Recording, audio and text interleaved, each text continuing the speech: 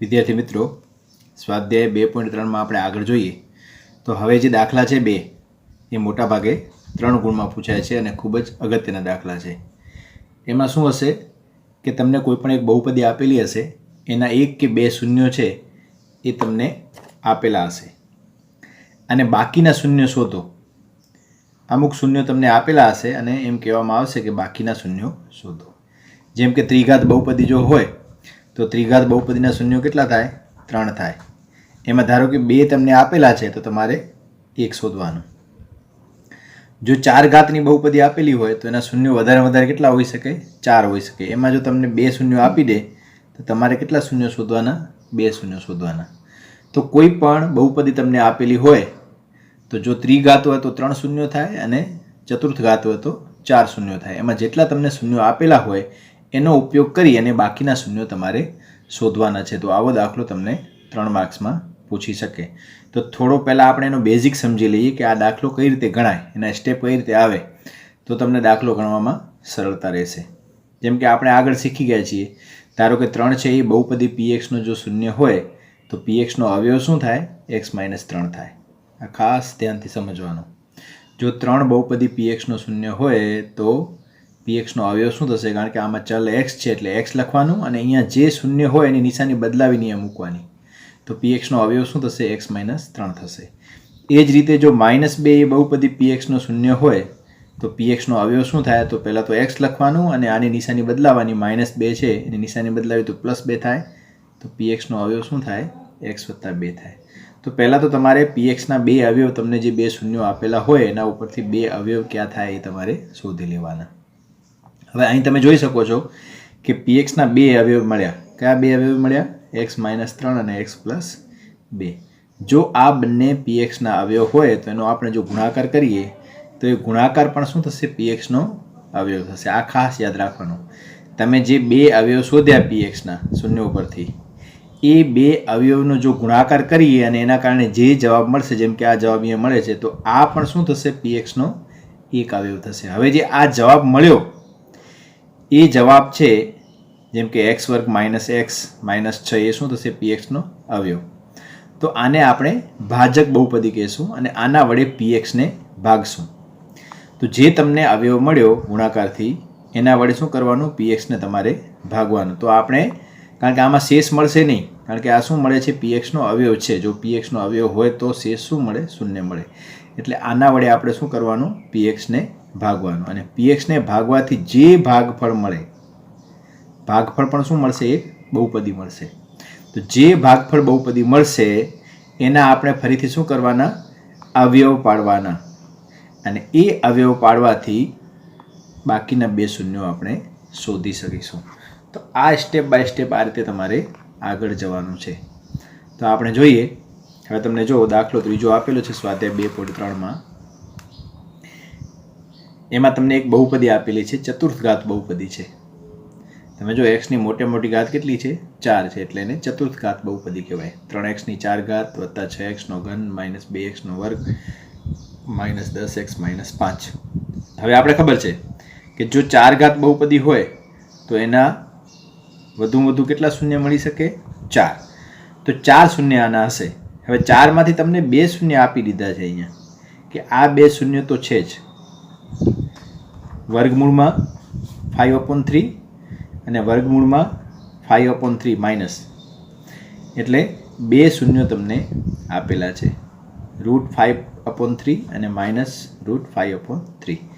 આ બે તો આના શૂન્યો છે જ. હવે આપણે હમણાં જ શીખી ગયા કે જો x ની 4 ઘાત હોય, મોટામાં મોટી ચતુર્થ ઘાત બહુપદી હોય, તો એના શૂન્યો કેટલા મળી શકે? વધારે 4 મળી શકે.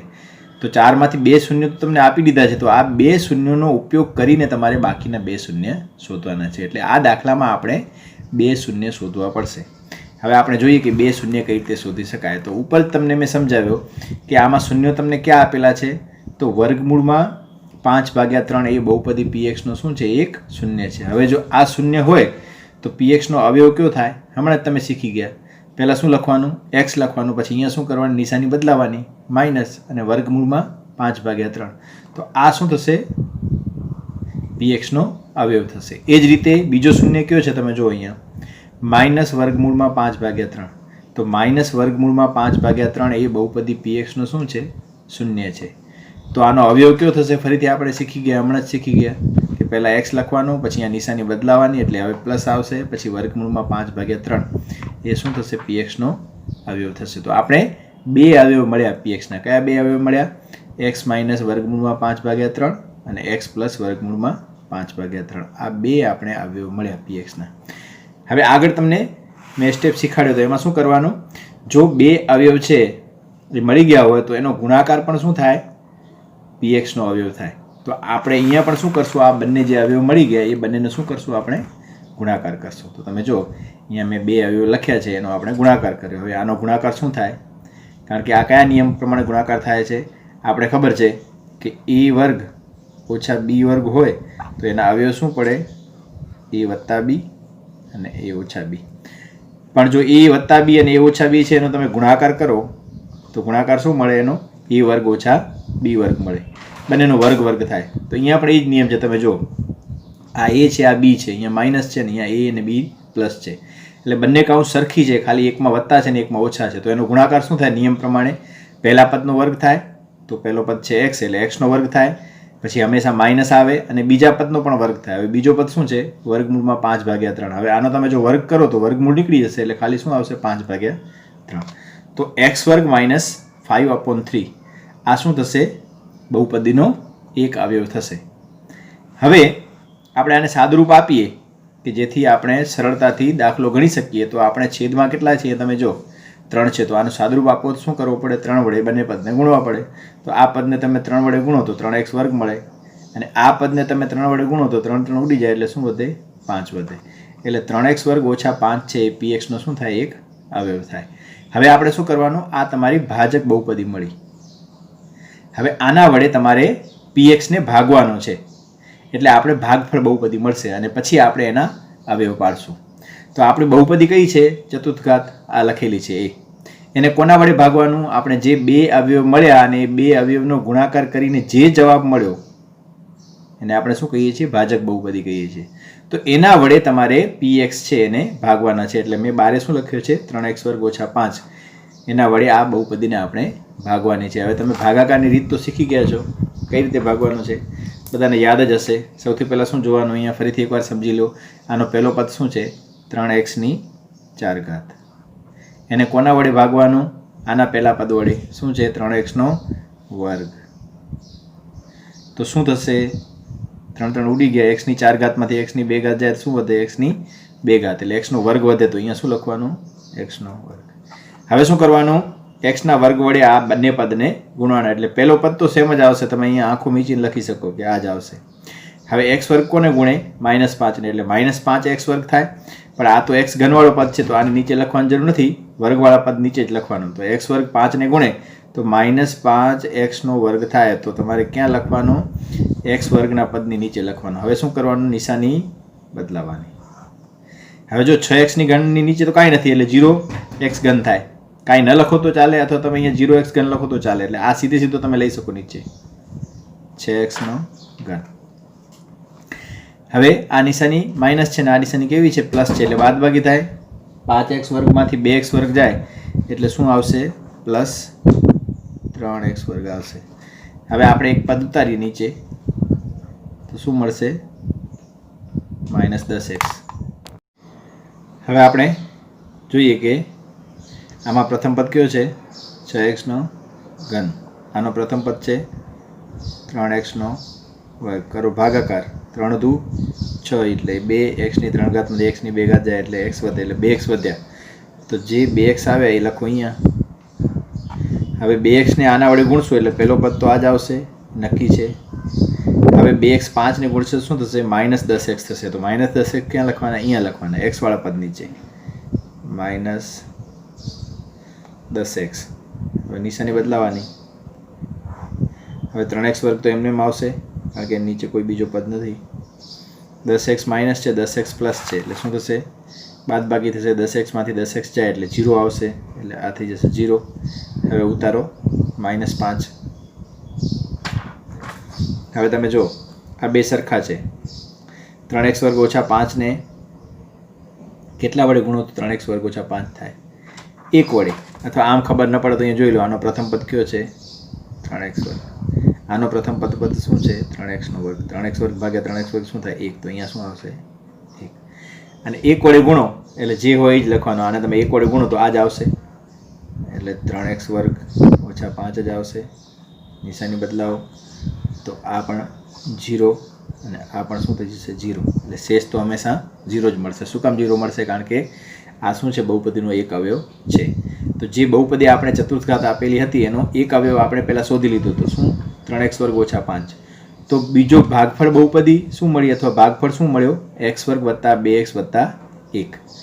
તો જે આપણે ભાગફળ બહુપદી મળી એમાં આપણા 2 શૂન્યો છુપાયેલા છે, કારણ કે આ શૂન્ય તો આપણી પાસે હતા જ, આપેલા જ હતા, પણ આ જે દ્વિઘાત બહુપદી મળી એની અંદર આપણા 2 શૂન્યો છુપાયેલા છે જે આપણે શોધવાના છે. તો હવે આપણે બાકીના 2 શૂન્ય છે શોધીએ.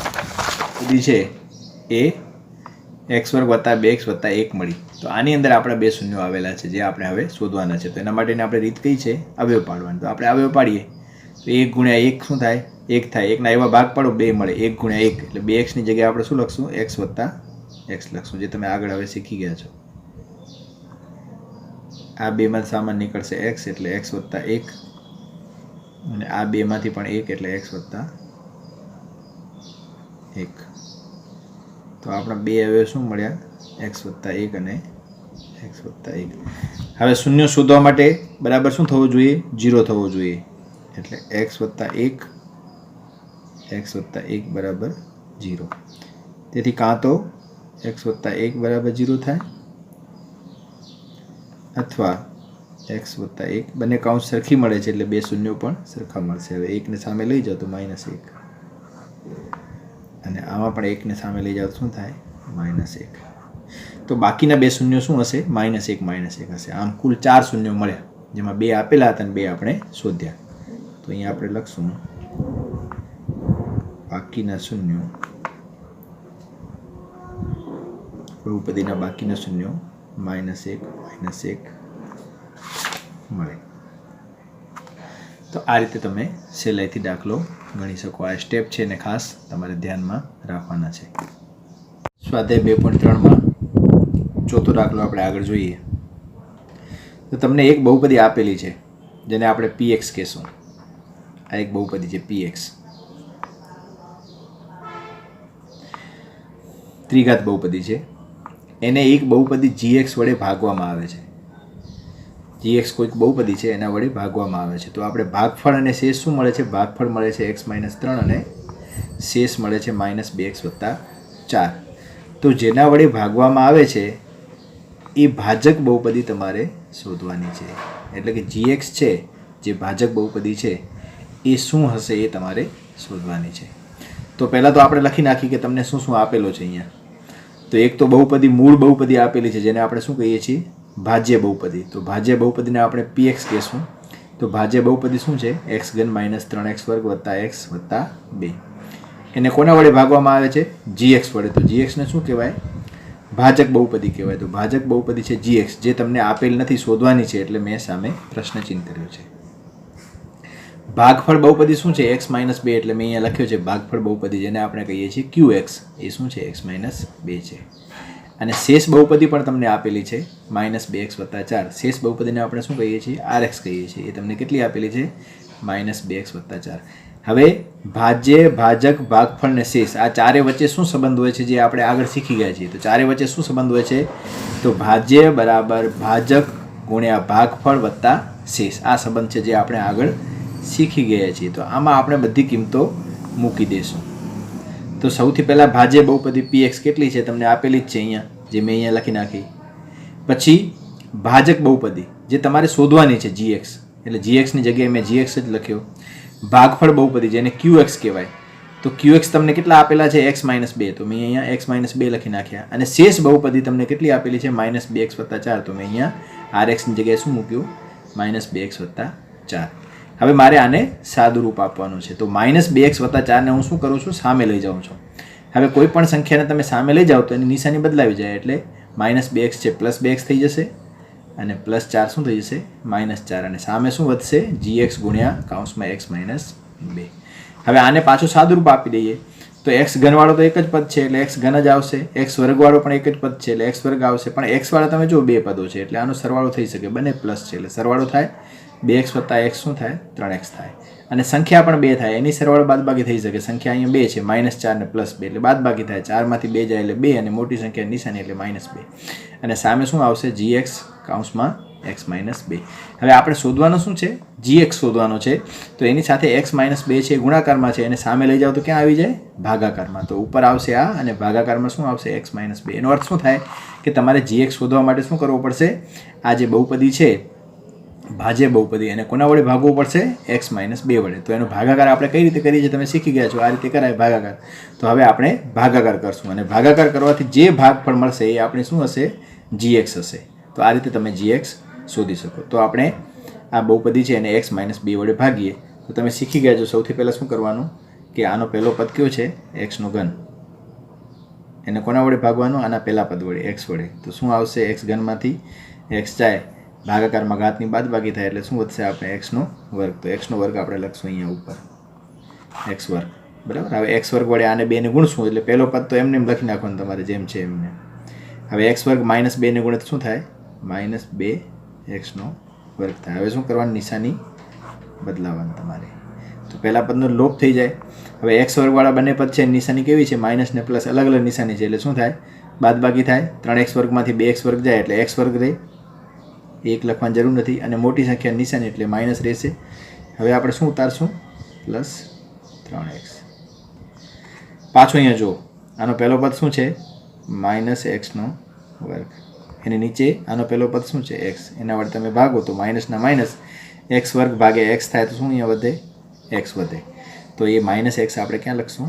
અહીંયા ઉપર લખશું. હવે -x વડે આ બંનેને ગુણશો તો પહેલો પદ તો જેમ છે એમ નિશાની સહિત આવશે. -x માઇનસ ને ગુણે તો માઇનસ શું થાય? પ્લસ થઈ જાય. x 2 ને ગુણે એટલે શું થાય? 2x થાય. નિશાની બદલાવી નાખો તો આનો થઈ જશે લોપ. 3x માંથી 2x જશે કારણ કે આ પ્લસ છે આ માઇનસ છે એટલે બાદબાકી થાય એટલે શું વધશે? ખાલી x વધશે. હવે શું ઉતારો? -2 ઉતારો.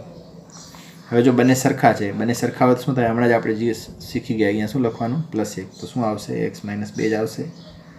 નિશાની બદલાવશો એટલે શું થશે? લોપ થઈ જશે અને 0 0 આવશે. તો આપણે જે ભાગફળ બહુપદી મળી એ શું મળી?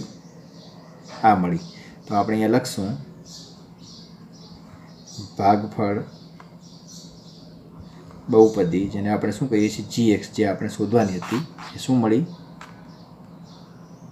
x વર્ગ - x + 1. તો આ તમારો જવાબ થયો. તો આ રીતે તમે શોધી શકો. એટલે ભાજક, ભાજ્ય, ભાગફળ કે શેષ આ ચારમાંથી કોઈ પણ 3 તમને આપેલી હોય ને ચોથી શોધવાની હોય તો એના માટેની આ રીત સૌથી સરળમાં સરળ છે. ફક્ત તમારે સૂત્ર આ યાદ રાખવાનું કે ભાજ્ય બરાબર ભાજક ગુણ્યા ભાગફળ વત્તા શેષ. હવે px, gx, qx ને rx અથવા gx ની જગ્યાએ sx પણ હોય છે. તો આ ચારમાંથી ગમે તે તમને 3 આપેલી હોય અને ચોથી શોધવાની હોય તો તમે સરળતાથી શોધી શકો. તો આવા બીજા દાખલા છે તમે ઘરે ગણજો.